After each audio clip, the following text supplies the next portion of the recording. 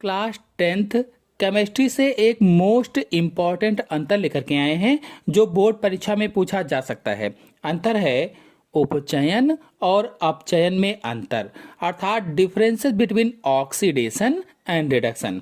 चलिए, एक तरफ मैंने लिख रखा है उपचयन यानी कि ऑक्सीडेशन और दूसरी तरफ मैंने लिख रखा है अपचयन यानी रिडक्शन। तो चलिए पहले अंतर को देखते हैं।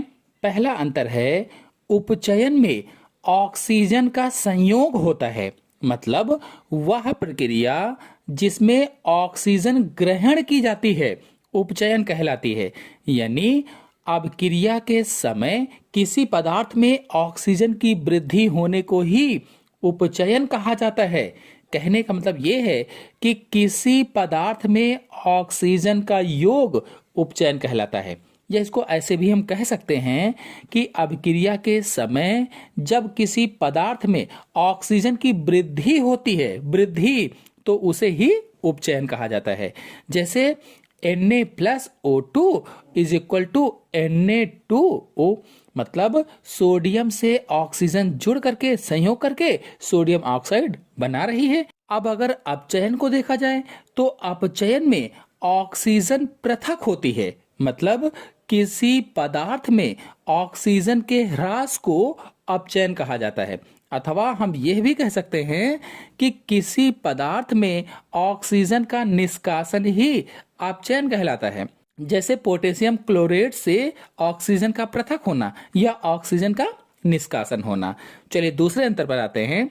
उपचयन में हाइड्रोजन पृथक होती है, मतलब इसमें हाइड्रोजन का निष्कासन होता है।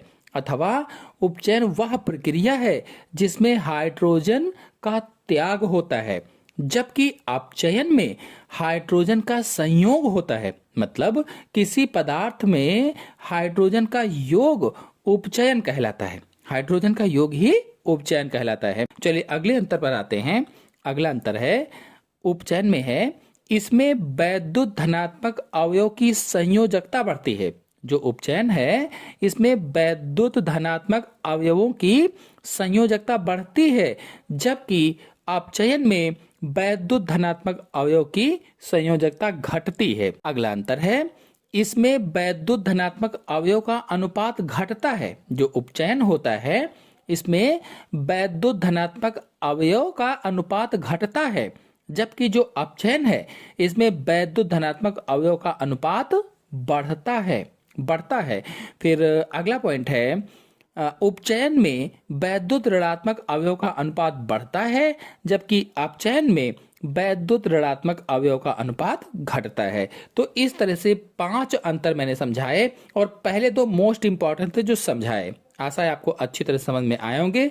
समझ में आए हो तो लाइक कीजिए, अपने सभी दोस्तों में शेयर कीजिए। धन्यवाद।